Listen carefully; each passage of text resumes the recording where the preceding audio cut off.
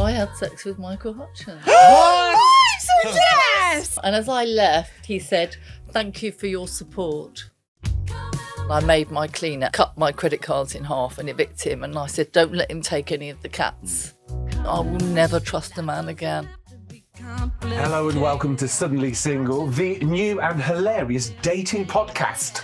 Where we're going to get our celeb mates to tell us about their dating disasters. We're also going to have a few experts in the studio to tell us where you and I are going wrong. Come on, and I don't think you've got enough makeup on. I need the sun, I need inspiration. I just want to give.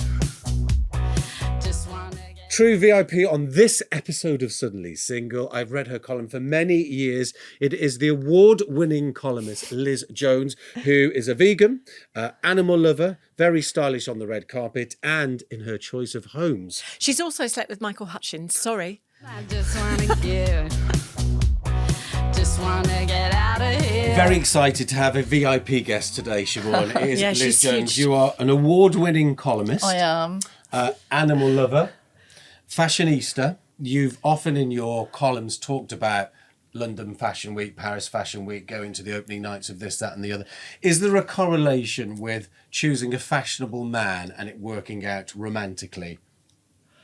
I've never had a fashionable man, Haven't you? actually. No. My husband, for the entire time we were married, which was about 3 years, he wore a nylon Brazil football shirt.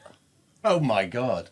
I don't think men should compete with women. I think one of you needs to be more laid back and one of you needs to be very high maintenance. But it's quite a dichotomy, isn't it, to choose a partner who also knows that you work in fashion, that doesn't want to be fashionable? Because did you used to invite him out for dinner parties or work events? Because if he turns up in a Wrexham top, it's not going to look as good. Yeah, he always. I took him to a party hosted by Giorgio Armani, and the star guest was Ricky Martin. And then here's my husband in a Brazil football shirt. He didn't make an effort. I think men should make an effort, Yeah. but not be competitive. What drew you to him in the first place then as a future husband? Nylon shirt. Apart from the nylon shirt and the risk of a rash. See, I never had boyfriends, ever. I mean, I didn't have sex until I was 32, and that was a huge disaster. He was so keen on me that I kind of just sort of gave in. Really? So he wasn't really my type, but he was very clever, very intelligent, very well-read. Had you checked out as well, or was it a shock to you when he was no longer romantically involved with you? And how did you find out? Well, it turned out he was having affairs with women even before we got married. Oh, okay. So I only found out afterwards. But I found out he went to India to find himself for several months. And I remember giving him a credit card and I gave him a camera. This is sort of before smartphones. Mm-hmm. And when I gave him the camera, he said, "Oh, it's going to be too heavy. The strap's too wide. It's going to make me hot." So he was very ungrateful. And when he came back, he started acting strangely. So I went through the camera and there were all these pictures of him with this blonde woman. I think I called a whore in my column. I was shocked because I think, why bother to get married if you're going to cheat? I then found out he was sleeping with a work experience girl while we were on holiday in Africa. We were on a remote island in Africa, hundreds of miles from everywhere. He told me he cheated with this work experience girl with very low forehead. So I made the resort eject him from the island. They put him on a plane. He had to leave. That's quite dramatic. Was that the end of the relationship? Yes, because then he moved out of my house and I made my cleaner H, who I'm still friends with, cut my credit cards in half and evict him. And I said, "Don't let him take any of the cats." So she counted the cats to make sure the cats were still there. And he left. You are really good, though, at being very strong when you find something out, and very good at being an investigator, aren't you? Yes. Because your latest relationship ended New Year, and you've My been writing latest about relationship, that. I met him in July at a party I didn't want to go to, only because I'd been seeing a relationship therapist and she said, "Accept every invitation," because I always say I'm not going. So I went. And I saw him and it was literally, he sat down next to me, it was love at first sight. because he was so handsome. Looked like Marcus Waring, which is my type. Nice. You know, little eyes, hair, wiry. And I'd only known him about 2 hours, and he came back to my hotel room. Oh, wow. And he was so handsome and attractive, and I think that's called lust, Liz. yes. And then he loved talk about love. He love bombed me all week. Beautiful face, beautiful body, because he's not English. We need to be together. He sent me a video of him on his terrace of his flat saying, "It's beautiful here. You're the only thing missing. Love bomb, love bomb, love bomb." But then he started to cancel. So I'd arranged a mini break on my birthday. I'd packed. On my birthday, he cancelled. No. Christmas he couldn't do. And then he said, New Year's Eve, I'm coming New Year's Eve, race horses, collies, fire, beautiful house. I went to Sainsbury's and bought all the food, champagne, all the food he likes, because I'm vegan and he's not. So I bought him all this food. I thought, well, you know, at least my dogs can eat it. And the woman on the till at Sainsbury's said, oh, he's coming for New Year then, is he? I said, yeah, look, I bought all this food. New Year's Eve, he cancels. I'm tired. My body is broken. Yeah. Okay. So I set my detectives on him, and they had an ex-Met officer outside his flat. And at 7:15 p.m. on New Year's Eve, I get a message from my detective saying, looks like he's got company. I'm so sorry, Liz. And there's video after video of a blonde arriving. And she took food as well, so everyone's buying him food. Then they emerge at 1 a.m, go to a party. She gets drunk. But it was quite good fun because the detectives would be texting me saying, female seems inebriated. He looks freshly showered. So it was quite fun as well, but also So you weren't that to invested. see him arm in arm with another woman when I just 3 nights before I had this suite at Kettner's Soho House. Oh, wow. I had a Christmas tree, and he nearly cancelled. And I said, but I've done a Christmas tree, and so you've got to come. So he nearly cancelled. To see him arm in arm with someone when he just slept with me like 2 days before, I'm crying. Oh. But revenge is good, you know. And although it is expensive hiring a detective, I could have wasted another 6 months. What made you step up to hiring a detective this time? Because I was torturing myself, Right. not knowing if he was genuine or not genuine, because he bombarded me with all these messages and then he wouldn't text me for 2 weeks, and it was driving me insane. And I wanted to find out what was going on, because we have all these red flags. I mean, one night we were in my hotel room and he got up at 1 a.m. and said, oh, I have to go home. I mean, who goes home at 1 a.m? Me? I have done that, yeah. I have panic attacks sometimes, particularly if someone's new. I just think, oh, I don't want to wake up and have breakfast with you. I'm going now. Really? Yeah, I've definitely done that. Sorry, that makes me sound a bit nutty, doesn't it? But I think a lot of women, you can make excuses and you think, well, maybe he is tired on New Year's Eve, or maybe he doesn't want to go for a mini break in Suffolk. And when you're so attracted, it's easy to let them get away with stuff. I think when you want to be with somebody and you fancy them, you know, but you don't want to see it. I have to stop doing what I've always done, which is give people stuff and make myself the best I can possibly be. One of the reasons that we started this podcast is because, well, we had too much wine, but over and above that, we're in our 50s. And one of the things I know about myself was that I thought that I'd be like an amazing Frenchwoman who would go naturally grey and be very lovely about my lines and everything. Not at all. I have had a facelift. I get Botox. Do you do a lot of, because you talk quite openly about having work done. Do you feel that's important still? Does that bother you? I've always tried to be the best I can be. Yeah. So in my 20s, I'd go to dance classes, Pilates classes, I'd run everywhere. But I would say now I'm more confident about myself than I ever have been before. That is the one plus of age. And I'm not afraid to stick up for myself, whereas before I let people walk all over me. So I think I'm the most confident now. Okay. One of the quotes that we looked up is that, I don't you want to say it, but No, you can say it. I was 6 when I first realised how hideous I looked, which is a very strong statement to make. Because I felt so hideous when I was 5, because my mum had this sort of triptych mirror and I saw my profile. So I was so shocked. Even when I was in primary school, I wouldn't sit sideways to someone in case they saw my profile, which is very odd when you're 5 or 6. Yeah. Yeah, at that age. But I think my whole life has been trying to be better than I was and improve myself. How do you meet people these days then? So now this relationship is over, would you go on an app or just hope that at a party or something someone else sidles over? Never go on an app. Never. And I think I ended my column last week saying I will never trust a man again. Obviously, you're a known personality and you're known for your column.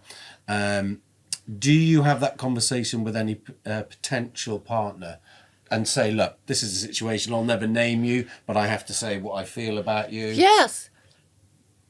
So we met at this party, he started chatting to me, and he said, do you want to go back to the hotel and get dinner? Well, we never got dinner. And I said, you need to Google me first. I was completely upfront. But people think, and I haven't identified him in the column, although there is that threat looming over him.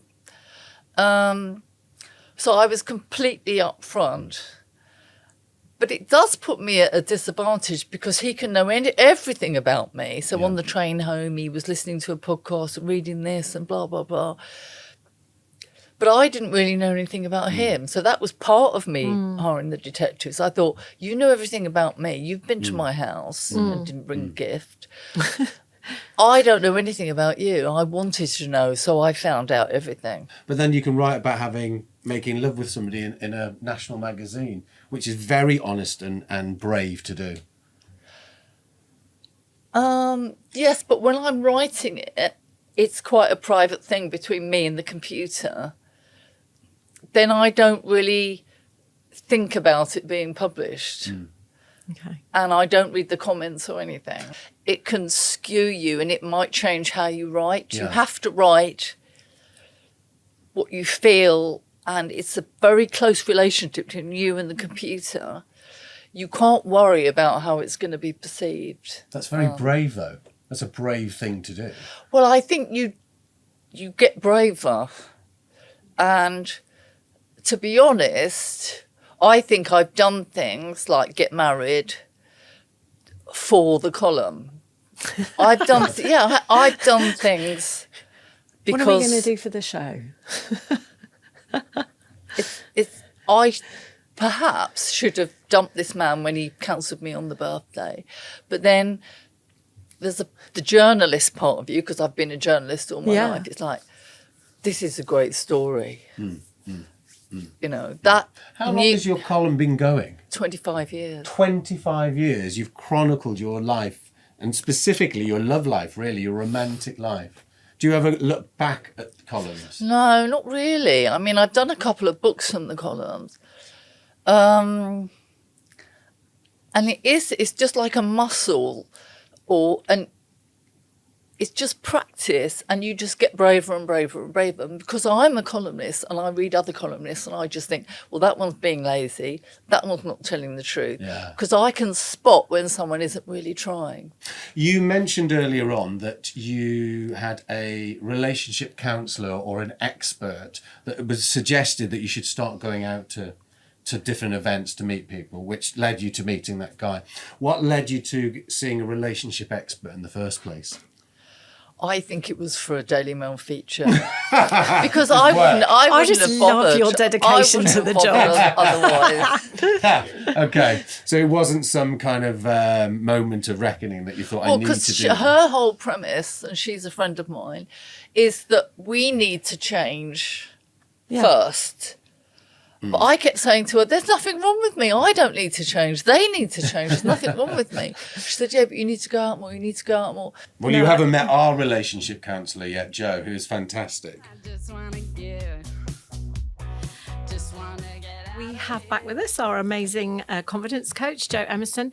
Now, Jo, something strange about you that links you to Liz is that you did at one point do some psychology work on Big Brother. Now, Liz, you were amazing on Big Brother. If I remember correctly, you threatened to punch a boxer during your time on the show. Do you want to remind us of your time in there and what it was like and why? I think it was Evander Holyfield. And he was talking about how he once punched a horse. And I'm like, you once punched a horse? So I threatened to punch a world heavyweight champion boxer on live TV. Good for you. How did Well, that go? yeah, I mean, how mean? You can't punch a horse. He punched a horse. I was literally outraged. Well, you should be. You should be. And you, as ever, were really sort of open and honest about your opinion on things. So you went in there because you did at one point go bankrupt and it was for money. Yeah. Basically, the reason you went in there. Of the money, but it all went on tax. Really? Because you had to pay your tax bill. It didn't even come to Wow. me. It just went straight there. I didn't want to do it, and I was very, very nervous. I mean, I threw up in the loo every night, and the boys in the house would hold my hair back. But I got braver as it went on, and by the end of it, you don't care. But I just felt, this is how I am. I'm not going to pretend to be nicer than I am, or I was just exactly, and I remember my sister and my nephew watched it, and they said it really made us miss you because you were exactly how you were at home. So you were authentic. So I couldn't be any other way. I think it would be too exhausting to try to be. Yeah, for that long. Yeah. And how was that personality perceived with the audience then? Because it's a young audience as well that watches it. It's weird because I came out of the house, and the minute I was out of the house and I was just in London shopping or whatever, all these young boys came up to me and they were like, oh, we loved you. So I thought it was really sweet that they responded to me, and they were just nice. I never got any negative reaction. Jo, you very kindly sat in and listened to, and what did you think of the interview and what was discovered? So as someone who works in psychology, as a coach, this is the most fascinating conversation. Because Liz, you are so authentic. I don't think I've met anybody who is willing to publicly be as honest as you are. And I can't tell you how much I admire that. Yeah, I just think it's... Do you need Liz to give you therapy? Well, I'm just like... You're looking a bit... She's incredible. She's incredible. However, watching as I was from the corner, there's such a dichotomy about you because I'm very much with that 6-year-old who feels like she's not good enough. It feels to me like the 6-year-old you who feels you can't look in the mirror now. The 6-year-old you who thinks her profile's wrong, who's having to look in a mirror, from all angles and is horrified. She's the one who's attracting, in your own words, these narcissists.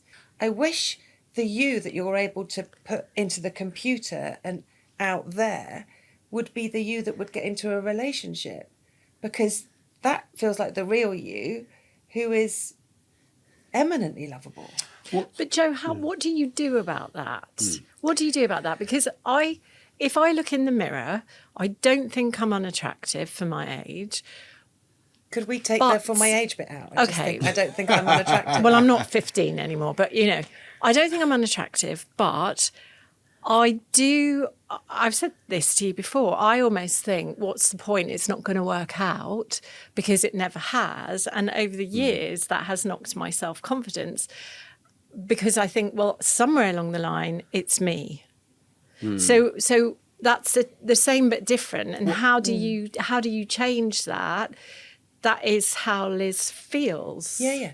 So what was also interesting about what Liz said, and actually I was thinking about our previous conversation before Christmas. There's you saying that you don't think there's anything wrong with you and that you don't want to change. Like, I totally agree with that. There is nothing wrong with you. Of course there's nothing wrong with you. However, it's you that is attracting, there's something in you that's attracting these people who can't love you properly. Yeah? So it's this, so the piece of work is around self-acceptance, and it is a deep piece of psychotherapy. That's how we change. Is there any baby steps, little things that we can do daily just to go, okay, stop doing that.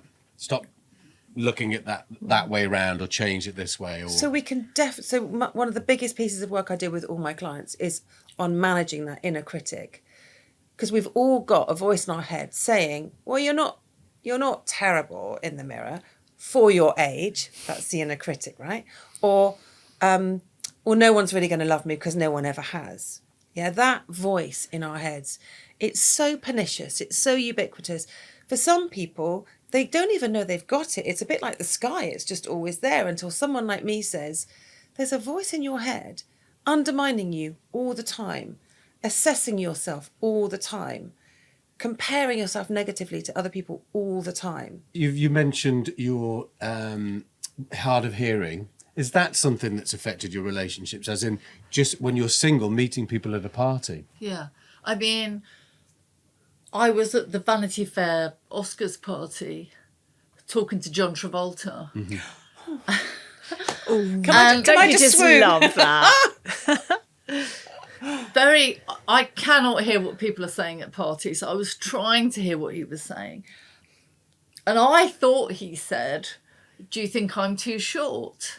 So I said to John Travolta, no, I think you're really normal size. And he just walked off. And on the plane home, I realised what he said. He said, I think we should abort. So Well, he I did. really offended John Travolta. I just wanna get out of here. Liz, Tell her about your fishbowl. I came up with this amazing, it's being trademarked at the moment. Yeah. It's called the Goldfish Bowl of Truth. If you'd be gracious enough to take one question. Joe, you'd like to take one as well? Thank you. Deep question. Which friendship matters the most to you? Would you like me to answer Yes. this one?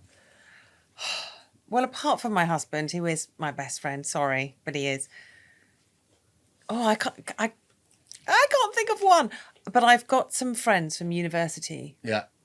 3 women I went to university with, who have seen me through thick and thin. And, and they knew me when I was quite a screwed up young woman and quite a nightmare. And they loved me then and they love me now, and I can be completely myself with them. And you're completely in touch with them because you're still in tune with each other, not because you're keeping hold of that relationship 'cause Right. it's been that long. Yeah, no, see, I've had some school friends that Yeah. it kind of had to peter out because Yeah. we just weren't the same people. Whereas, yeah, with these 3 women from uni, we've all grown at the same pace. Some have got kids, some haven't. So it's not even like our lives are the same. Yeah. We just vibe the same way, and they're just great women, You got 4 then in your answer, your husband and 3 friends. Yeah. I don't think I've got that many. How about you, Liz? Who's your most important relationship? Friendship. Yeah. Yeah. Can we include animals? Anything you want? Thank you. I think it's, human. Do you want the human one? No, it doesn't have to be. Human. It's probably Nick, who works for me. And she's worked for me for 15 years. And she looks after my dogs when I'm working. And she looks after my horses. So she's an equine behaviourist. Oh, wow. So the first horse I got was so difficult because she'd been abused in the racing industry. You couldn't even go in the stable with her. You couldn't. So she worked with her for many, many years, Wow. using clicker training and treats and everything. But Nick has been there for me on a personal level as well. Yeah. So going through bankruptcy, she would defend me, and because it takes years. It's not it's not sudden. It takes years and years and years, and you've got all these people you've never heard of emailing you and attacking you and asking you for money, and so she tried to navigate me through that. Wow. So she was incredibly loyal. Wow. And she warned me about my new man very early on because she was trying to protect me, but I didn't want to listen. So I think she's the closest human, but the closest relationship is my collie, Minnie. She's featured quite heavily today. Oh, I just love Minnie. So every night I smell her ears, and her ears smell, and I go, I love you, Minnie, I love you, Minnie. And she knows she's loved. No wonder she shares the bed with you. How about you? What was the question again? My closest friend? Yeah, closest friendship or relationship. Very close to your daughter. My daughter. Yeah. Well, I'd say that about my twin sons, who are only 6, but they're the most important and nurturing and enriching relationships I have. And it's a constant. Yeah, and they're 7 and you're all on the Yeah, same but day. that. Yeah, exactly. We can watch Pirates of the Caribbean 10 times on the road and still enjoy it. Oh, what is your go-to music when you want to create a romantic atmosphere? That's good. Well, I like my taste in music, but I don't know how much anyone else is into Barry Manilow, Donny Osmond, and bit Barry White. They're all very good. Yeah. Very nice. Well, what was it? The Walrus of Love. The Walrus of Love, yes. What Luther music would you Vandross. have playing if you're trying to seduce somebody in Kettner's? I was so in love with Prince. I remember, you've just broken that. And if I was your girlfriend, amazing lyrics. Yeah. And Adore.